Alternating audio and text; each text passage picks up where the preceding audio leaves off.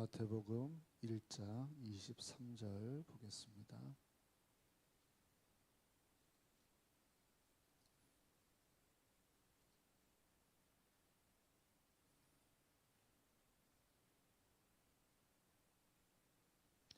마태복음 1장 23절 같이 읽겠습니다. 시작.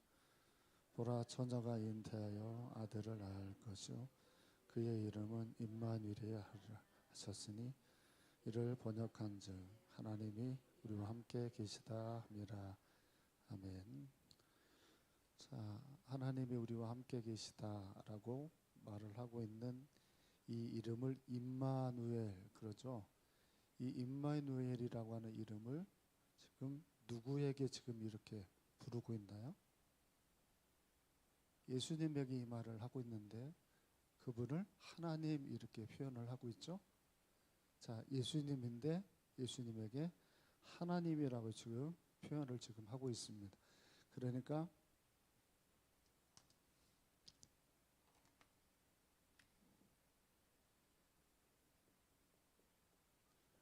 성자 하나님에 대해서 배우는데 마태복음 1장 23절에서는 그분을 뭐라고 부르냐면 하나님이라는 표현을 쓰고 있습니다. 그죠? 자, 일단 이걸 킵해 놓으시고 계속 오늘 우리가 배워야 될 부분들을 생각을 하겠는데요.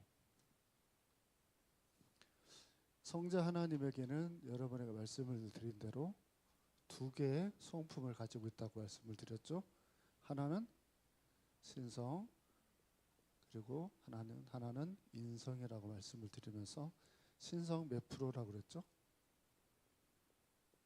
그리고 인성도 100%라고 말씀을 드렸습니다. 그게 그냥 우리들의 주장이 아니라 이게 성경에서 그런 이제 설명을 하고 있는지를 우리가 가지고 이 얘기를 해야지, 그렇지 않고는 일방적인 우리의 주장이 될 수밖에 없습니다. 그래서 오늘은 그 성경에서 말하는 이 두 개의 성품이 어떻게 표현되어지고 있는지 오늘 그걸 우리가 살피도록 하겠습니다. 자, 일단은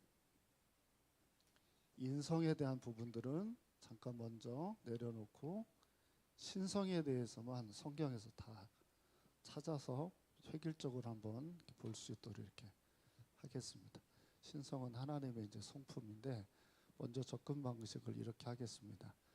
일단은 예수님을 부를 때 좀 전에 우리가 찾은 것처럼 그분을 하나님이라고 표현하는 이름이 나오는지를 우리가 그 이름을 찾아가면서 우리가 보면은 조금 더 알기가 쉬울 것 같아요. 일단 신성이라고 하는 것을 언급을 할 때 성자 하나님을 가장 많이 표현하는 것이 하나님의 아들이라고 표현을 합니다. 하나님의 아들. 그러니까 하나님의 아들이라는 표현이 이제 등장하는 건 40번 정도 이제 나와요. 40번 정도가 나오는데 예수님을 하나님의 아들 이렇게 이제 표현을 40번 정도 합니다. 그러니까 신의 아들이라고 표현을 쓰면서도 동시에 그건 예수님의 신성에 대한 성품을 설명하는 내용이 되고, 또 여러분이 잘 알고 있는 아들 말고 또 다른 어떤 표현이 또 나오죠.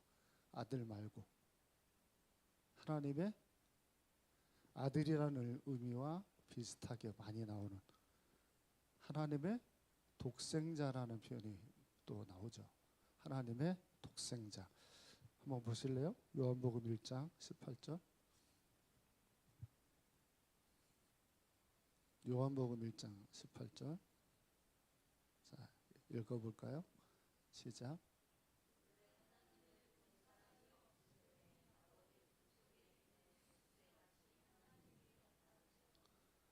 아멘. 자, 여기 보면 독생하신 하나님, 자, 예수님을 이제 말합니다. 근데 독생이라고 하는 말을 쓴 걸 보니까 독생이라는 말을 쓴 걸 보면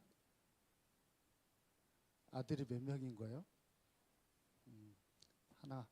하나라는 뜻이죠. 그러니까 독생이라는 말을 이렇게 써서 표현을 한 것처럼 하나님의 아들 예수님을 하나라는 이제 표현을 또 이렇게 씁니다.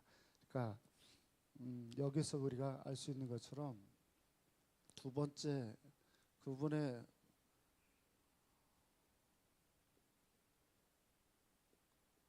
독생자라고 하는 말도 그분의 신성을 대표하는 이제 의미가 되겠습니다. 또 한 권을 찾아볼게요. 요한계시록 1장 17절도 보겠습니다. 요한계시록 1장 17절.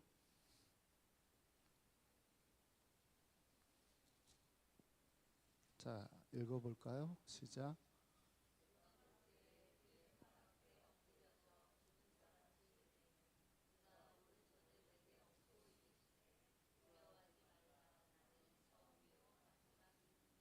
아멘. 자, 이게 사도 요한이 환상을 볼 때 나타난 예수님을 표현한 내용인데 그 마지막에 뭐라고 되어 있냐면 나는 처음이고 마지막이다 이렇게 표현을 합니다. 원래 우리 하나님의 성품 처음에 배울 때 거기에도 그분의 영원성을 설명을 할 때 처음이고 마지막입니다. 그러면은 그 전이 있고 그 마지막 다음이 있다는 거예요, 없다는 거예요? 없다는 얘기죠. 그러니까 그분이 시작이고 그분이 끝이에요.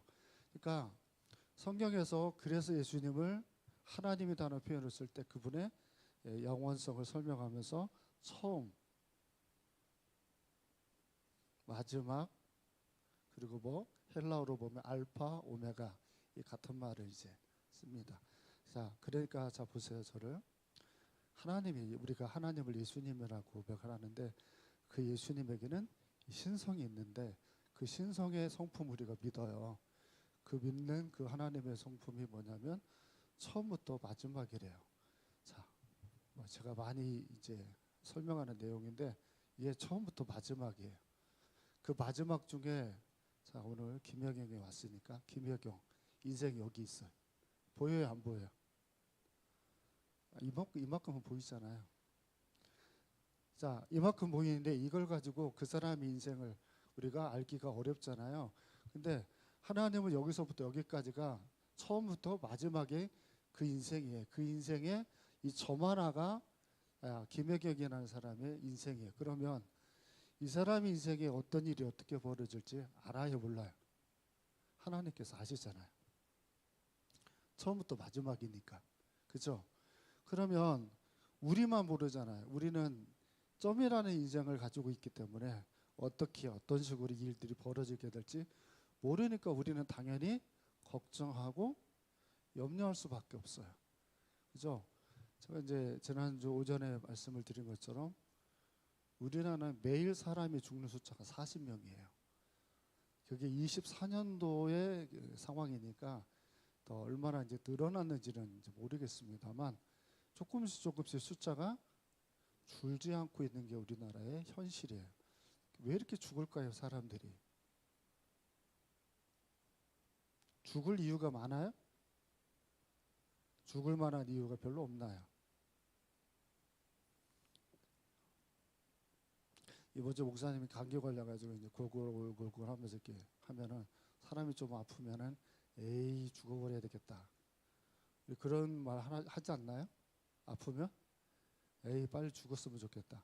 이런 분들이 꼭 좀 몸이 괜찮아지면 몸에 좋은 것들 다 찾아 먹어요. 보면. 빨리 죽어야 되겠다 말을 하면서도 보면 항상 그렇잖아요. 그러니까 사람이 자기 인생이 언제 죽을 줄을 모르잖아요.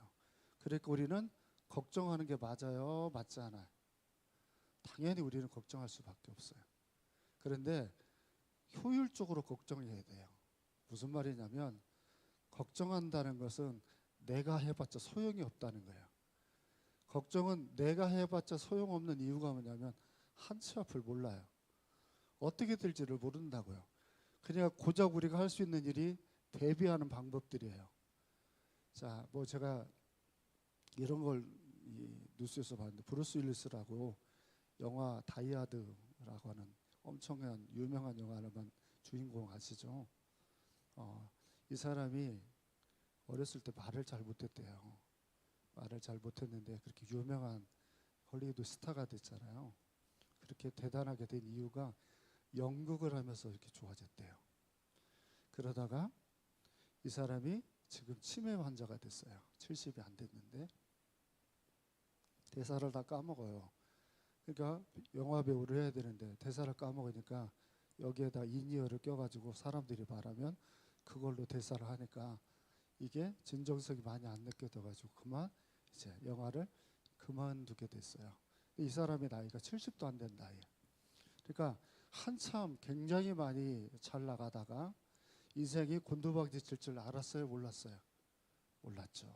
그것도 70이 안 돼서 자기 인생이 그렇게 찾아올 줄을 몰랐단 말이에요. 그런데 내가 뭐 굉장히 대단한 일을 할 것처럼 똥똥거리고 막 살다가 그 나이를 딱 먹게 되어지면 인생을 제대로 살기가 얼마나 폭포가 인생이 찾아옵니까? 그러니까 우리는 효율적인 걱정을 한다는 게 뭐냐면 주제 파악을 잘해야 됩니다. 내가 뭔가를 해결할 수 있는 것처럼 우두커니 교만해서 그렇게 인생을 살아가면 결국은 끝자락은 다 그렇게밖에는 안 돼요. 그러니까 우리는 처음부터 마지막이라고 성경에서 제시하는 분이 우리에게 구주라고 부르라고 하고 우리 인생에게 처음과 마지막으로 우리 인생을 다 보고 계신다고 얘기를 합니다. 그러면 현명한 믿음을 가지고 있는 사람이라면 나를 의지하겠어요? 이 인생을 주관하는 그분을 의지하겠어요? 그래서 걱정도 누구 안에서 하면 돼요? 하나님 안에서 하시라고요. 내가 걱정할 일이 있고 염려할 일이 있으면 처음부터 마지막까지 알고 계시는 그분에게 맡기세요. 그래서 그분이 여러 인생들을 주관을 하도록. 자, 사도행전 3장 14절도 우리 보겠습니다.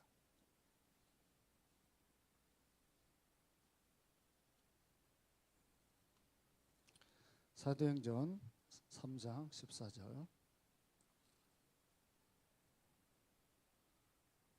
읽어보겠습니다. 시작.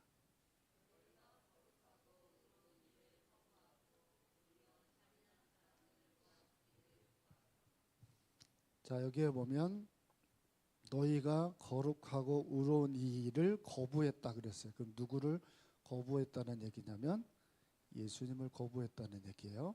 사도 베드로가 그 예수님을 뭐라고 불러요 지금? 거룩하고 의로운 이 이렇게 불러요.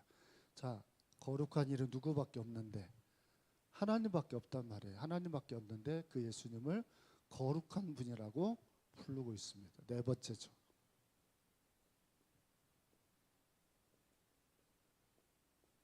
거룩한 자라고 부르고 있습니다. 참고로 거룩하다는 뜻이 무슨 뜻이라고 그랬죠? 거룩하다는 뜻이 가장 이제 수준 낮은 사람들이 항상 하는 말은 구별되어진 그걸로 이야기를 하죠. 근데 우리가 좀 배우신 분들은 수예배 정도 참석하신 분들은 거룩한 자가 무슨 뜻이라고 그랬나요? 유일하게 존귀함을 받을 수 있는 존재를 말할 때 거룩한 자 이렇게. 그래서 세상에서는 구별할 수 없는 존재를 그래서 어미하시다라는 표현도 같은 맥락으로 표현을 합니다. 그러니까 거룩한 자는 인간으로서는 이 호칭을 어느 누구도 받을 수 없습니다. 은지야, 이거 좀 오픈해 줘 잠깐 거. 그 다음에 우리 신약 성경에 가장 많이 예수님을 칭하는 말 중에 혹시 들어보신 분들 손 들어보세요. 자, 주라는 말 들어봤어요? 안 들어봤어요? 그런 사람 손 들어보라니까요. 들으신 분 주 들어봤죠? 로드라고 그러잖아요. 영어로 보면 이 주라는 말이 구약 성경에 똑같은 말로 뭘로 어떤 말이 있을까요? 주라는 말이 구약 성경에 같은 말로 모를 것 같아서 제가 물어봤어요. 이 로드라는 말이 구약 성경에서 여호와라는 뜻과 같은 뜻이에요. 그러니까 예수님을 보고 로드라고 말을 쓰는 건 그분을 지금 뭐라고 부르냐면 여호와 이렇게 부르는 것과 같습니다. 그러니까 성자 하나님을 호칭할 때 성경에서 이미 이분을 뭘로 부르고 있냐면 하나님이라고 부릅니다. 요한복음 20장 28절도 보겠습니다. 요한복음 20장 28절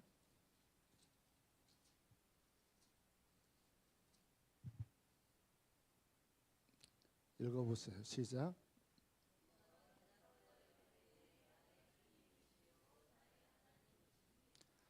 자, 의심 많은 도마가 이제 직접 예수님을 만지고 나서 고백한 내용인데, 자, 여기서 두 가지 나와요. 하나는 주라는 말이 나오고, 또 하나는 네, 여섯 번째입니다. 뭐냐면 하나님이라는 말을 씁니다. 그러니까 하나님이라는 말을 감히 예수님이 그 말을 듣는 걸 보고 바리새인들이 저는 못된 놈이다라고, 성전을 모독하는 사람이다라고 그래서 말하기 시작한 거예요. 하나님이라는 말을 감히 인간이 들을 수 없다, 이제 이렇게 사람들이 접근을 한 겁니다. 자, 이렇게 하나님이라는 말을 예수님에게 이렇게 사용을 하고 있습니다. 성경이 이렇게 사용을 하는 이유는 그분이 하나님인 인간이었음을 설명하는 한 부분에 대한 얘기입니다. 그러면 자, 이렇게 제가 이제 더 있지만 한 6개 정도 지금 우리가 찾았어요. 자, 신성을 가지고 있는 분이 자, 이렇게 6개 이름을 가지고 있다라고 쳐보면 그분은 신이 가지고 있는 신의 성격이 있어야 돼. 신성.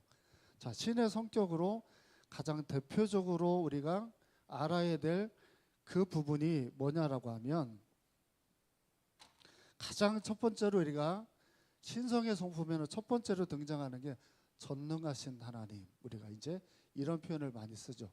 전능하신. 무슨 뜻이에요? 전능자. 능력이 있으신 분, 우리 능력의 하나님 말할 때 엘사다이, 전능하신 하나님 이렇게 써요.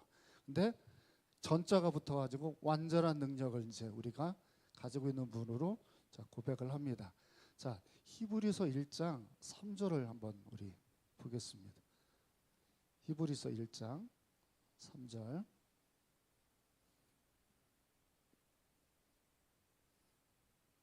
시작.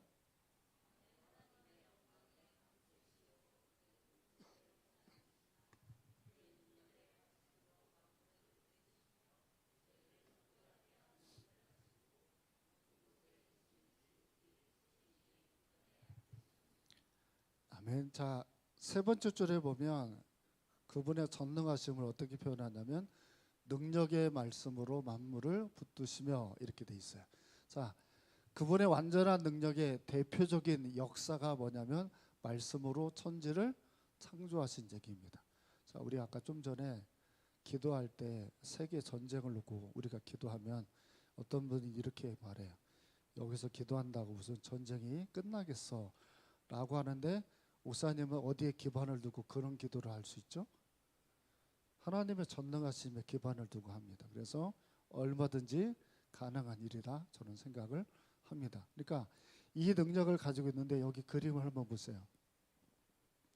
자, 뭐 그림이라 하기는 좀 그렇지만, 자, 여기 점 하나가 있잖아요.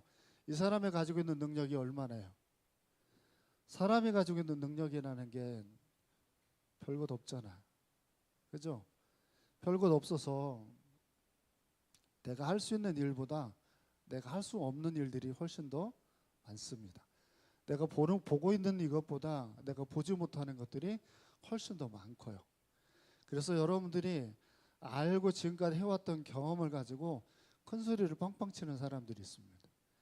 정말 주제 파악을 못하는, 하나님 앞에서는 교만한 사람들입니다. 근데 그런 사람들이 또 뭘 또 안 하냐면 이것도 안 합니다. 기도도 안 합니다. 그러니까 하나님은 우리가 무능하다고 인정을 하고 우리한테 당신의 능력을 얻을 수 있는 통로로 우리에게 뭘 줬냐면 기도라고 하는 걸 줬습니다. 그렇죠? 그러면 이 기도를 통해서 하나님이 우리에게 구하고 찾고 두드리라고 이야기하신 이유는 그분의 능력으로 우리가 살아가게끔 한다고 하는 그 부분에서 우리에게 기도라고 하는 걸 성경이 2000번 넘게 얘기를 하죠. 그러면 나의 문제들을 놓고 하나님께 구할 수 있어야 됩니다. 그게 제대로 된 믿음이잖아요. 근데 기도를 안 해요. 예를 들어 보세요. 우리 이제 세희가 이제 2월 달에, 내년 2월 달에 결혼해야 되는데, 자, 얼마나 신경 쓸 일이 많겠어요. 근데 세희가 기도를 안 해요. 그러면은 맨날 뭐만 하고 있을까요? LH 거기에 앉아가지고 직장에 출근해가지고 고민을 엄청 많이 하는 거예요. 지금 고민할 수밖에 없어요. 여기 세이가 없어서 하는 얘기예요. 그러니까 세이가 있으면 내가 이런 얘기를 안 할 텐데 지금 뭐 이 뒤통수만 보이니까. 그러니까 내가 가지고 있는 것이 굉장히 능력이 많으면 제가 좀 전에 뭐라고 말했어요. 우리가 걱정 안 해도 된다니까요. 우리는 다 한계를 가지고 있어요. 그러니까 걱정할 수밖에 없는데 걱정도 어떻게 하라고요? 조금 지혜롭게 해야 돼요. 지혜롭게. 왜? 내가 가지고 있는 것으로는 걱정을 해도 답이 없잖아요. 답이. 좀 전에 말한 브루스 윌리스가 치매 환자예요. 자, 이 사람이 걱정을 해야 되는데 무슨 걱정을 해야 되냐면 애들이 저 학찬이만 하는 애들이에요. 딸이 둘이. 재혼을 해서 아이를 낳았는데 애들이 저런 조망만한 애들이에요. 저 애들을 보면서 해야 되는데 치매에 걸렸는데 괴팍스러운 치매에 걸렸어요. 그래서 자기가 확 하면은 애들이 그걸 볼 수밖에 없으니까 부인하고 상의를 해서 해결책을 낸 게 뭐냐면 따로 사는 거예요. 근데 치매 환자는 외로우면 더 심해지잖아요. 그러니까 참 이러지도 저러지도 못하는 한계점이 가지고 있어요. 몇백억을 벌었으면 뭐예요. 그 마지막이 너무 외로워 보이는 거죠. 근데 우리는 여기 있는 분들은 뭐 몇백억이 뭔지는 잘 모르잖아요. 우리는 얼마 안 되는 우리 수입을 가지고 살지만 우리들의 문제가 생기면 우리는 전능하신 하나님께 기도할 수 있고, 근데 이것을 통해서 응답도 해주시고 우리에게 역사도 해주시는 그 하나님이 계시니 우리같이 행복한 자가 어디 있겠습니까? 그래서 그걸 성경에서 나는 전능하다라는 표현을 우리에게 쓰고 있습니다. 말씀으로 세상을 창조해버리는 하나님이 우리들의 문제를 풀려고 하면 얼마나 대단한 걸 풀 수 있을지 감히 상상이 되죠. 마태복음 11장 27절도 보세요.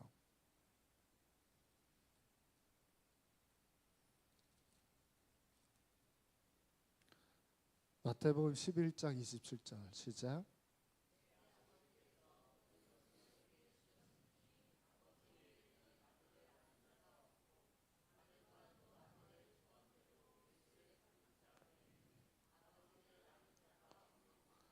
아멘. 자, 이걸 하나님의 성품의 두 번째로 전지함을 이야기합니다.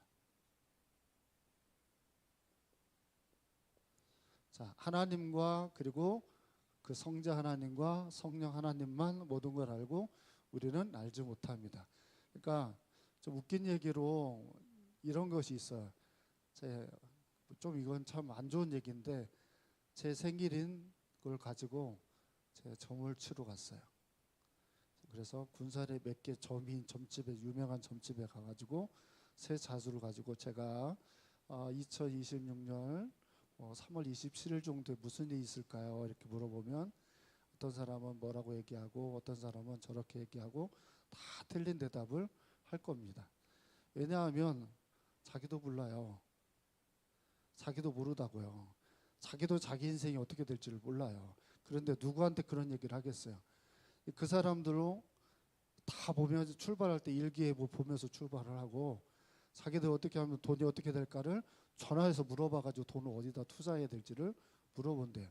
근데 한번 정말 있었던 일이에요. 최명석 집사님한테 제가 직접 들은 얘기인데 어느 목사님이 절에 찾아왔대. 그래가지고는 점을 보러 오신 거예요. 뭐라고 점을 치러 오셨냐면 교회를 져야 되겠는데 어디다가 져야 될지를 물어보더래요.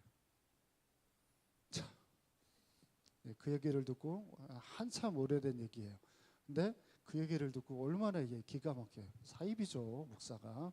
그러니까 뭐라고 대답을 했는지는 모르겠지만 그런 이제 일화가 있었다고 얘기를 하더라고요.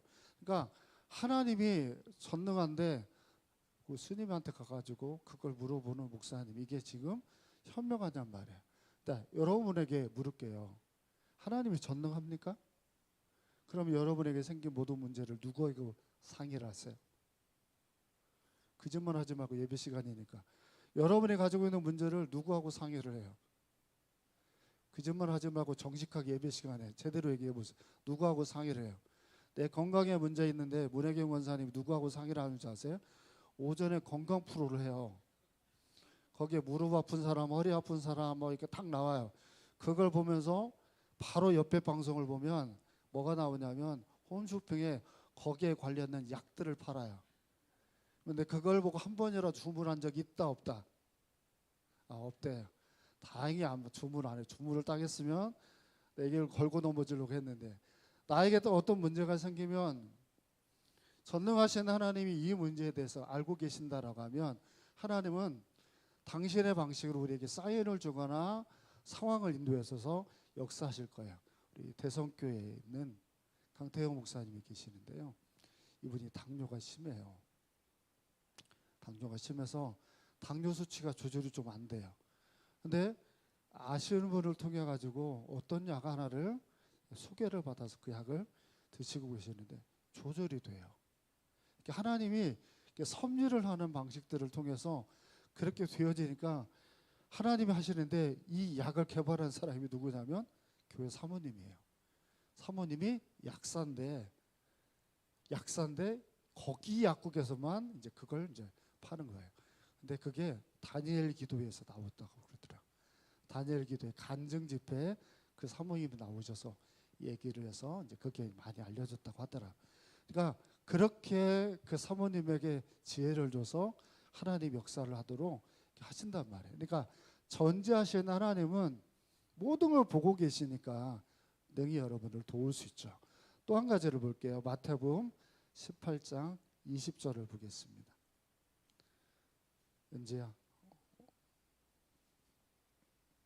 거기 앉아 있어. 마태복음 18장 20절 시작.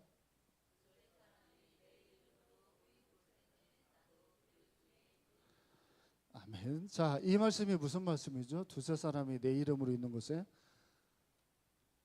하나님의 성품 중에 뭐에 해당이 될까요? 하나님의 편재성에 대한 이제 내용입니다.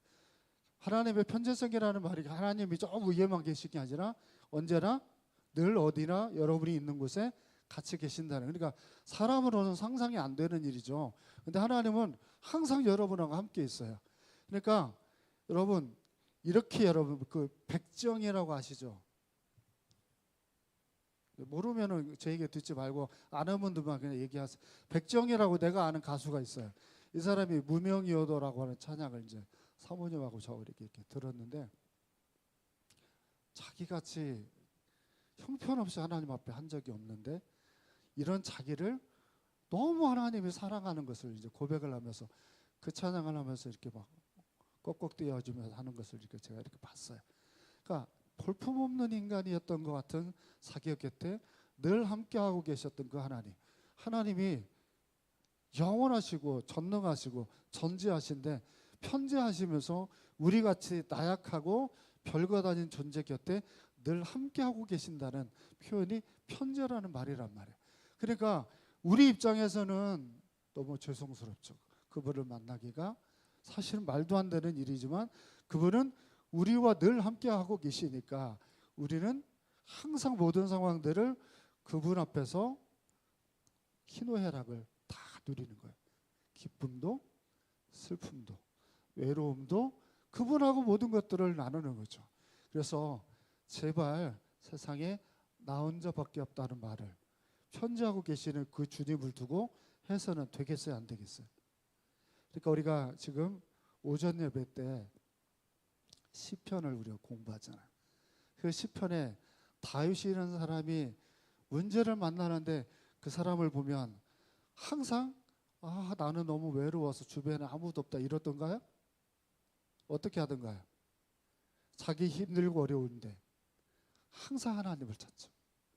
마치 곁에 있는 분처럼 자기의 모든 상황들을 그분에게 자꾸 말하고 나누고 그렇게 하는 걸 보죠.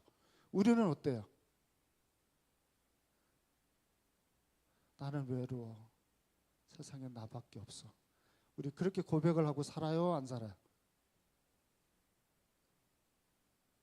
지금 눈동자들이 한 3명 정도 흔들린 사람들이 있어요.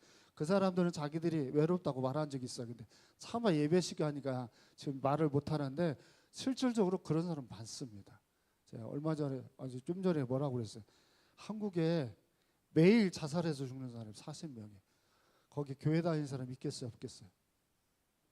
왜 있겠어요? 믿음이 없어서예요. 아시겠어요? 무슨 믿음이 없어요? 편지하시는 하나님의 믿음이 없는 거예요. 하나님이 그 모든 상황에서 우리와 함께 하고 계셔요. 그러니까 본죽 사장님처럼 밑바닥에 가도 다시 일어설 수 있는 거예요. 그분이 우리의 길이 되어줄 수 있으니까. 자, 요한복음 3장 13절도 봅시다. 요한복음 3장 13절. 자, 시작.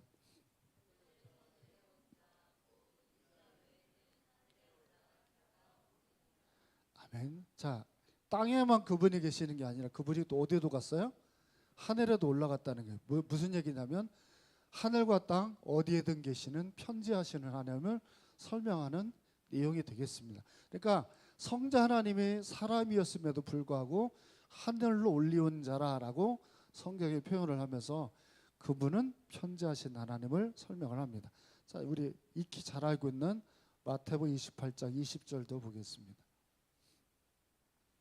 마태복음 28장 20절. 자, 시작.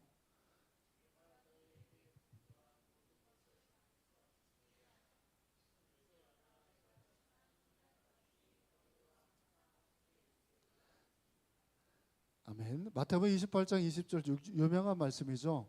자, 세상 끝날까지 항상 항상 함께 여러분하고 있겠다라고 말씀을 합니다. 자, 이게 우리가 우리 자녀들에게 이 약속을 하면 할 수 있어요, 없어요? 우리가 우리 자녀한테 항상 너하고 함께 있을 거야 라고 하면 학교도 따라가야 되고 유치원에도 따라가야 되고 밥 먹는 데도 따라가야 되고 화장실도 따라가야 돼요. 그래, 이게 약속이 이룰 수 있어요, 없어요? 이건 이룰 수가 없는 약속이죠. 근데 하나님은 편지하시니까 인생 전체를 우리와 함께 하겠다고 약속하시잖아요. 그리고 그 약속은 여전히 이루어집니다. 병상에 있든 병상에서 나왔든 사업이 잘 되든 사업이 잘 안 되든 내가 사람 때문에 상처를 받았든 내가 사람들과 관계가 더 좋아졌던 어떤 상황이든 하나님이 항상 나와 함께 하겠다는 거예요. 그때 여러분들 잊지 말아야 될 것 한 가지, 뭐가 있을까요?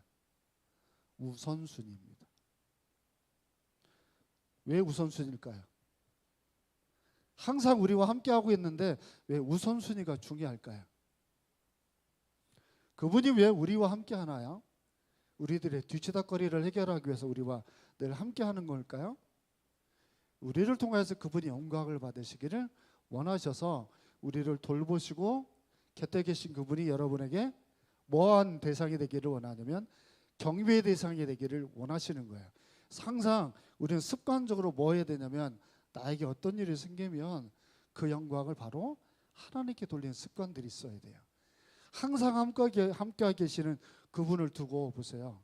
자기는 아버지하고 아들놈이 있는데 아들이 어떤 일이 다 되고 나서 자기 아버지가 옆에 있는데도 뒤가 잘났다고 지가 다 영광을 받으면 아버지 얼굴에 묵칠하는 것이 되잖아요.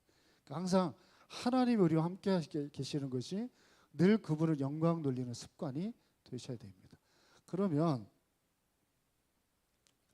이 예수님이 가지고 있는 이 신성이라고 하는 이것을 통해서 그분이 하시는 일이 있습니다. 신으로서 하는 일. 그분이 신으로서 하는 일들이 뭐가 있을까요? 자, 첫 번째 우리가 신성을 가지신 그분이 하실 수 있는 첫 번째 하는 일이 요한복음 1장 3절을 보겠습니다. 요한복음 1장 3절. 자, 시작.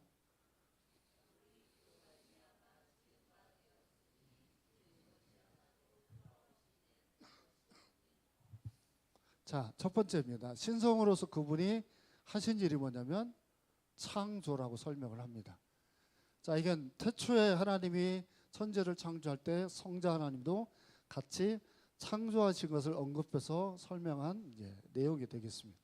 그 다음에 아까 우리 읽었던 히브리서 1장 3절을 다시 한번 띄워줘 보세요.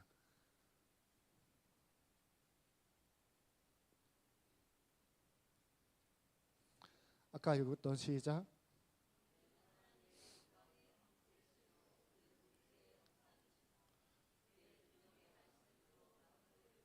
거기까지만. 능력의 말씀으로 뭐 하나요? 만물을 붙드시며 이렇게 돼 있습니다. 그러니까 창조를 하고 내버려 두지 않고 창조된 지구가 또한 보존되어져 가도록 그 역할을 누가 하냐면 이 성자 하나님이 합니다. 그러면 이걸 여러분에게는 어떻게 적용을 하면 되냐면 세상에 엄청나게 많은 만물 있죠. 그 만물들 중에 또 하나가 여러분이에요. 그죠? 여러분을 또 뭐 하신다는 거예요? 창조도 하셨지만 보존도 하시는 거예요. 그러니까 여러분들은 계속 여러분의 몸을 망칠 수 있어요. 뭐 잘못된 것을 먹어서 또는 잘못된 습관으로 망치고 그렇게 흘러가는 것들을 여러분이 성자 하나님께서 능히 여러분의 문제를 풀 수 있음을 이 말씀에 기반이 돼서 의지하는 것도 현명한 것이 되죠. 생각을 해보세요. 노아하고 하나님이 홍수 사건을 통해 가지고 다 세상이 망가지고 나서 노아하고 한 약속이 있어요. 그 약속에 제가 뭐라고 그랬죠? 수요일 날 제가 여러분에게 말씀을 드렸는데 노아의 언약 이렇게 설명하면서 유튜브에 나가니까 길게는 설명 안 할게요. 무슨 약속이었냐면 이때부터는 봄, 여름, 가을, 겨울이 오고 깊음도 넓음도 이제 너희들하고 깨지 않고 내가 계속 만들어 왔게라는 약속을 노아의 언약도 해요. 그리고 지금까지도 그게 이루어져 가요. 그러니까 세상을 딱 보면 막 이런 얘기 하잖아요. 여름 막 온도가 올라가니까 막 세상에 사계절이 막 없어질 것이고 막 되게들 이제 걱정들 되게 많이 하잖아요. 근데 하나님이 우리에게 한 약속이 뭐냐면 이 모든 일들이 보존되어지도록 하나님이 하시겠다라고 약속을 했죠. 그러니까 이 약속대로 분명히 이제 보존되어져 가요. 그걸 여러분들이 아셔야 되고 두 번째, 자 마가복음 2장 5절을 볼게요. 마가복음 2장 5절. 자 시작.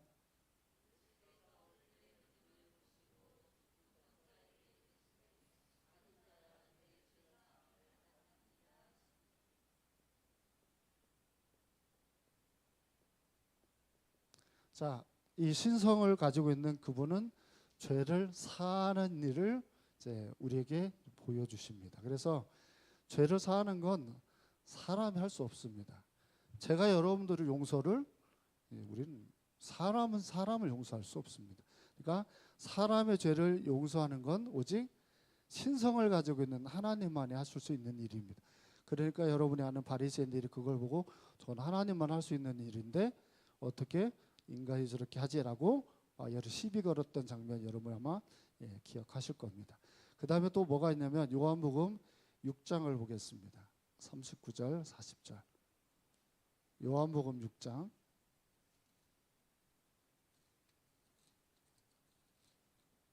자 시작.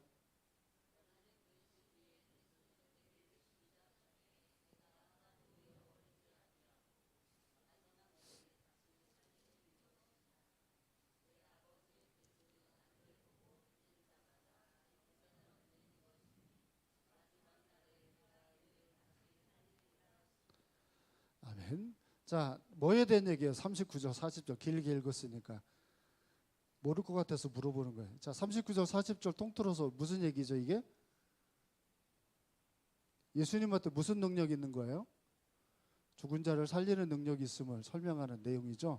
그러니까 가장 우리가 쉽게 생각하면 나사로를 살렸던 얘기도 여기서 얘기지만 이 40절까지의 내용에는 사실은 뭐에 대한 내용이 더 크냐면 주님이 다시 오신 날, 재림하는 날 모든 인간들 다 어떻게 해요?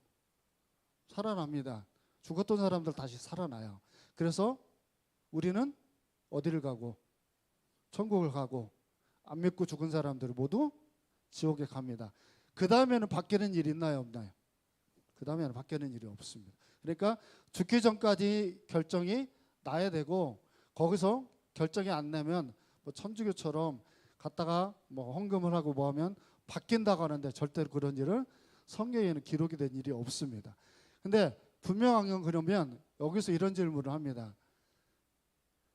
화장을 해도 이게 가능한가요?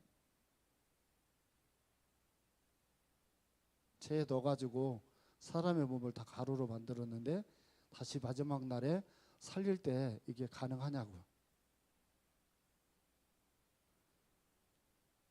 만약에 매장을 하면 좀 더 편하나요? 어차피 사람이 죽으면 다 뭐가 되는데? 다 흙이 되잖아요. 거기 모아 있으니까 아무래도 이게 좀 살아나기가 편할까요? 요즘은 관을 안 쓰더라고요. 이게 이번에 장례식을 내가 해보니까 그냥 땅에다 묻더라고요. 그래서 그렇게 하는 걸 보고 아주 사실 좀 깜짝 놀랐는데, 하여간 이제는 땅이 많이 부족하니까 매장을 할 때 조금 다른 방식으로 이 장례를 치르더라고. 하여간 자, 바다에다 뿌린 분들 있잖아요. 다시 다 주워와가지고 모아놔야 되지 않을까요? 다시 그거 살리기가 힘들지 않을까요?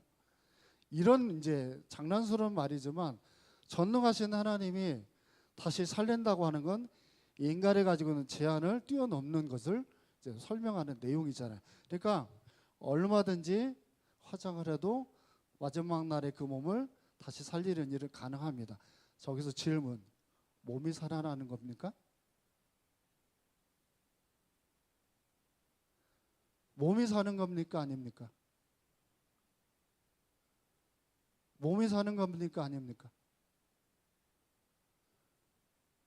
사도신경 그 뭐더러 외웠어요? 마지막 날에 몸이 다시 사실 것과. 그거 외웠잖아요. 지금 몸이 다시 살아요, 안 살아요? 몸이 다시 살아나요. 어떤 몸으로 살아나요? 맨날 제가 맨날 이 얘기 한 거잖아요. 어떤 몸으로 살아나요? 아기 같은 3살짜리? 아니면 이제 내일 모레 죽을 것 같은 어르신의 몸으로 살아나나? 그래서 그 몸이 어떤 몸인지는 몰라요. 근데 가장 많이 신학자들이 설명하는 내용은 예수님이 부활하시고 있었던 그 모습이에요. 그런 몸일 가능성으로 가장 많이 얘기합니다. 다시 살아나는 그 몸은 오직 하나님을 경외하고 살아가는 그 몸이 됩니다. 남성과 여성이 있나요? 없습니다. 그러니까 여자들 발 뒤꿈치 절고 천국에 가라가는 말을 다 거짓말입니다. 성이 없습니다. 그러면 서로를 압니까? 서로는 압니다. 서로는 모두 다 알아봅니다. 그래서 나사로가 아브라함을 알아보잖아요. 누가복음에 보면 알아본다니까요. 한 번도 안 본 인간인데 알아봐요. 그러니까 서로가 서로를 알고 살기는 이런 모습이 되어져요. 하나만 더 찾고 마칠게요. 빌립보서 3장 21절을 보겠습니다.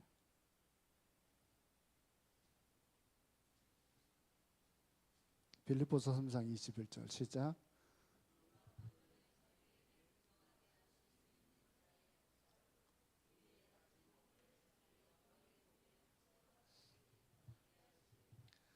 아멘. 자, 여기에 보면 뭐라고 됐냐면 우리들의 몸을 변화시킬 수 있는 분으로 설명을 합니다. 자, 성형수술을 시키는 그런 분을 설명하는 게 아니라 여러분의 삶을 바로 그 천국에 합당한 삶으로 바꾸는 그 몸을 얘기하는 것 하나와, 또 한 가지는 여러분의 살아가는 삶을 예수님과 동행하며 살아가게 되면 여러분의 삶에 또한 변화가 있을 것을 설명하는 내용이기도 합니다. 그러니까 자기가 지독해도 마음에 안 드는데 내가 주님을 만난 사람은 행복해야 됩니다. 주님을 만나면 우리 삶이 바뀝니다. 그래서 정말 내가 이 사람을 너무 사랑하는데 주님을 안 믿는다. 근데 이 사람이 변했으면 좋겠다. 꿈도 꾸지 마십시오. 안 변합니다. 절대로 변하지 않습니다. 사람은 드라마처럼 변하는 일은 절대 생기지 않습니다. 그러니까 우리가 주님을 만난 건 그래서 축복입니다. 왜냐하면 우리는 주님 때문에 변할 수 있습니다. 그게 왜 가능하냐? 성자 하나님이 바로 그 신성이라고 하는 걸 갖고 있기 때문이고 성경이 그걸 제시합니다. 자, 이 말씀 잘 기억하시고 또 이번 한 주도 살아가시기 바랍니다. 기도하겠습니다. 살아계신 하나님, 주님의 말씀 붙잡고 주님의 말씀을 믿습니다. 성경에 제시된 그 모든 말씀대로 저희들을 이끌고 계심을 믿사오니 이 자리에 참석한 저희들의 심령들을 붙드시고 끊임없이 하나님을 앙망하고 하나님을 의존하며 그 믿음으로 살아가는 저희들 되게 하여 주옵소서. 거룩하신 예수님 이름으로 기도합니다. 아멘. 하늘에 계신 우리 아버지여, 이름이 거룩히 여김을 받으시오며 나라의 마옵시며 뜻이 하늘에서 이룬 것 같이 땅에서도 이루어지리이다. 오늘날 우리에게 일용할 양식을 주옵시고 우리가 우리에게 죄 지은 자를 사하여 준 것 같이 우리 죄를 사하여 주옵시고 우리를 시험에 들게 하지 마옵시고 다만 악에서 구하옵소서. 내게 나라와 권세와 영광이 아버지 영원히 싸움나이다. 아멘.